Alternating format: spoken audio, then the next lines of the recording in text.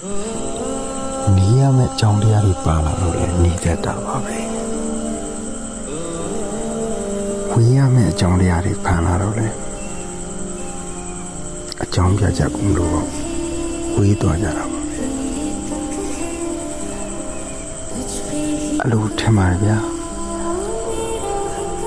ဆုံးရှုံးရမှာကြောက်လို့အတားကင်းချစ်ချင်းကိုချစ်ပြီးခဲ့ပါတယ်တဝင်းကိုတူတယ်လို့မဟုတ်ဘူးတဝင်းတူတယ်ပါလေအရာရာချုပ်ချယ်တယ်လို့ထင်တယ်တော်မှဆိုလို့ပါကျွန်တော်လည်းသူလည်းစကားပြောရတဲ့အချိန်ကနေတယ်ဒီနေ့လည်း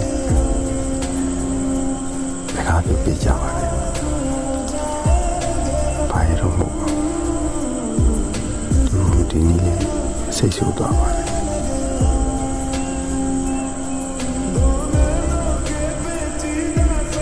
ကျောင်းရတော့ကြီးကြီးမားမားတော့မဟုတ်ပါဘူး